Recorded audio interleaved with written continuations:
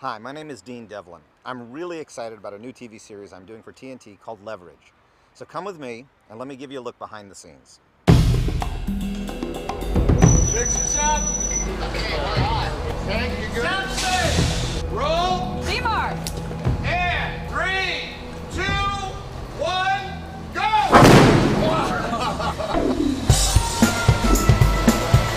There you go. There you go. Good night, everybody. Great job. This is a group of thieves who have worked their whole lives alone. They've never worked in a group, and they've been antisocial to begin with. Nate, in essence, is the glue that holds them together.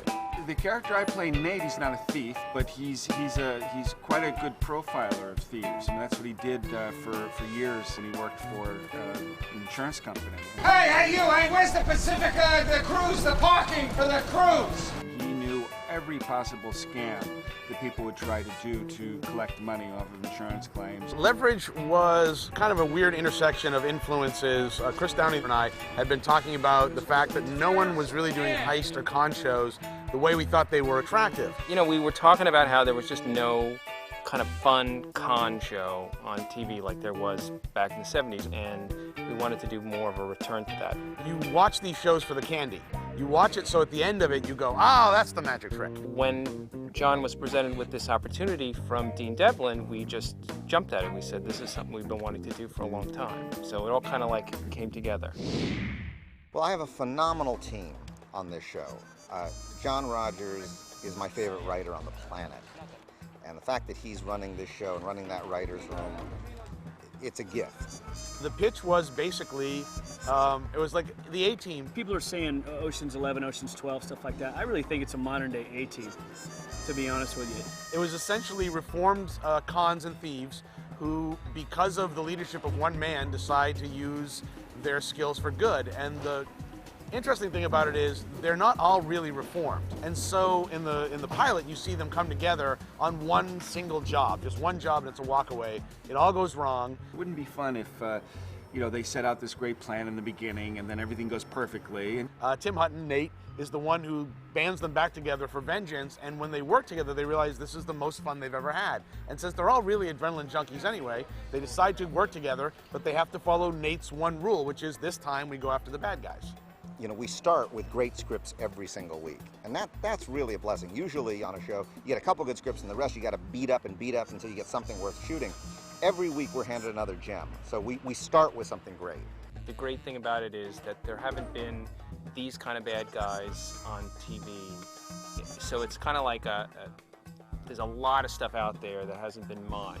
These kind of CEOs and corrupt corporate types, and you know, every day we'll email something to each other, and so you know, we're always kind of looking for these things and try and put our own sort of spin on it. Nearly all the cons that are presented in the show are based on actual cons, and we have these marvelous people who are working with us, led by Apollo Robbins, who's opened up this encyclopedia of cons and heists. Growing up, my two half-brothers were involved in crimes. They were thieves, and my dad was a minister, so I grew up in that dichotomy, and it made me an honest thief. We knew that on, say, a cop show, they typically have an ex-cop as a technical consultant. On a medical show, they'll have a doctor. So I suggested, why don't we get this guy, Apollo Robbins, as our pickpocket consultant? I work as a professional thief. I do it honestly for the good of people. In hacking, they call it black hats and white hats. I wear a white hat, but I keep my foot in the black as well, so I get the latest information of current trends going on with cons and fraud. A lot of this is with identity theft nowadays, but my fascination is with the classic long cons, which is what we're doing on this show. Apollo Robbins is a walking encyclopedia of crime, and he knows the long history of what cons were used where, what techniques are used to distract you. I've worked with Apollo Robbins on the set, learning some techniques for sleight of hand and pickpocket and you know, ways to divert people's attention to accomplish other things. And yeah, it's been great working with him. We've all worked with him. Apollo, meeting him was a lot of fun. He actually showed us a few things here and there. Came in on, you know, an episode where we were playing cards. Showed us some card tricks. Apollo Robbins, I don't know who you're talking about. I like to call him the people whisperer The man of mystery. because he's so studied human behavior. He's amazing. He's the real deal. He knows that world, you know, inside, forwards, backwards. He's a master at misdirection. Apollo was legit, so you don't have to be afraid. He's good people. The other day he was in a room and he wrote something on a card, and he walked up to this man and he took his glasses down like this, and he walked closer and closer and closer. And the man went like this. And Apollo said, "Turn the card over." And the card said, "I'm going to make you cross your arms." And it's that kind of understanding psychology and human behavior allows him to make you look here when he's doing something over here. And that's something he's brought to the set, and all the actors have learned how to do it. A sleight of hand artist is, they used to call it prestidigitation, the art of specific manipulation with the hands. My fascination is not with the magic you would see on TV, with the illusionists per se, but the classic sleight of hand used by thieves that was passed from generation to generation. Who could really pull off a scam out of all of us? Me. Pretty much, me, yeah. I work with primarily 3 people.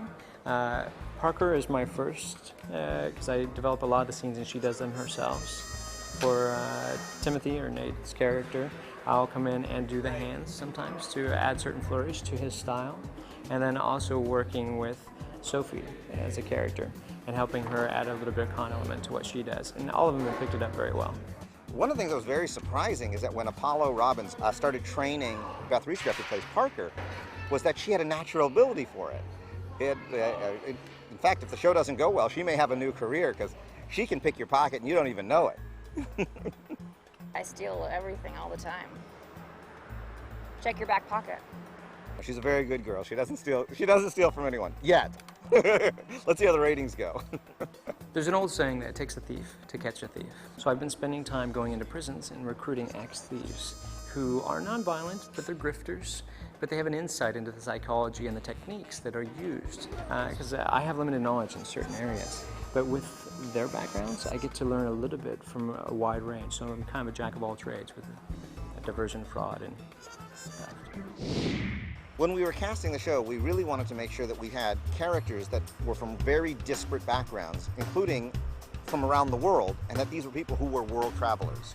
Tim Hutton plays Nathan Ford, who is a man who had lived his entire life by the straight and narrow. Nathan Ford, the part I play, who's the former insurance investigator who has now gone to the other side and become somewhat of a thief, con artist himself in order to help those who can't be helped in other ways. One day he was called to lead a group of thieves on a mission.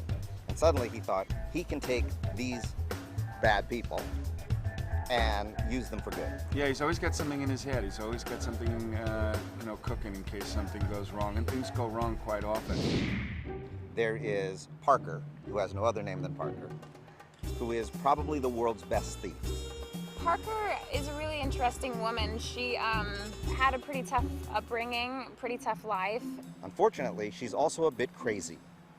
And she has a very mild case of Asperger's and really doesn't understand how other people react to things in the world. Through it all, she sort of found the best way that she knew how to survive, you know, came easier when she was stealing and able to get herself in and out of situations easily and quickly. She's the girl you want to hug desperately, but you're a little frightened she might put a knife in your back while you're doing it.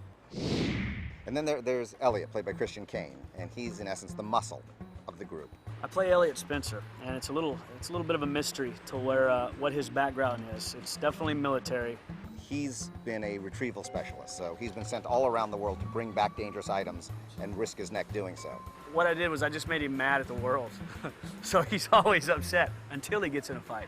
And it's just, then that's when he's actually calm. So he's always, he's got the wisecracks. He really can't stand the people that he's around sometimes, and everything kind of bugs him. In a strange way, he's the most grounded of the group because he's been very clear on what he's done his whole life. But he's also been a loner, as has everybody on this team. Nate Ford, played by Timothy Hutton, if he's the gun, if he's the trigger, then I'm the bullet. And that brings us to Alec Hardison, who is our resident hacker, computer genius, and sci-fi nerd, but not in the 1980s pocket protector way with the Band-Aids and the glasses. He's the image of the modern day geek, which means he's going to rule the world soon. Alec Hardison is the tech specialist. He knows everything about computers. He's a big super geek, but he's still a cool dude. But this is something he's been doing all his life, just, you know, cracking into places just to see if he can get in. It's, you know, it's what he does for fun. And now he's turned it into a life career of, you know, he's just a career criminal. He's played with such style that I think it's going to redefine the way you think of the computer hacker in the future. It's all about the hands. See, the face tricks you. I'll pull you in with the face. Only a mother could love this face. Hi, how you doing? But the hands are doing the work. Then there's Sophie Devereaux, played by Gina Bellman. And she is a grifter in the grand tradition of the grifter. Well, Sophie Devereaux is an enigma, and I was informed by one of our writers the other day that we don't even know if that's her name, and it might be revealed in a later episode that that's not even her name. She can be 1,000 different people with 1,000 different voices. And even to this team, who's become very close to her, they're never really quite sure who she really is or where she really came from.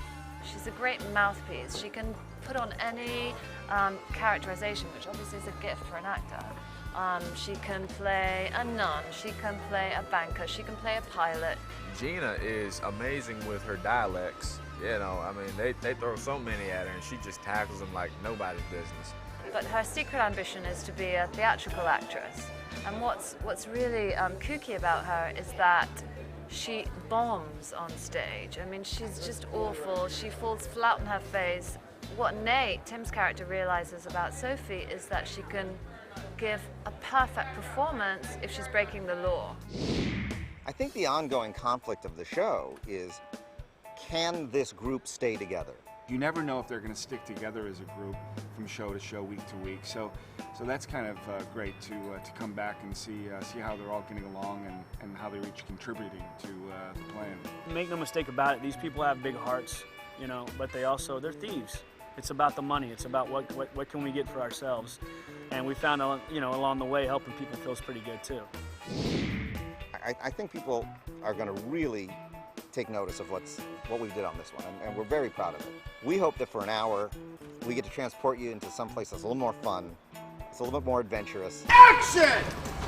And just let you escape what's going on in the world and vanish off into the fantasy world of leverage.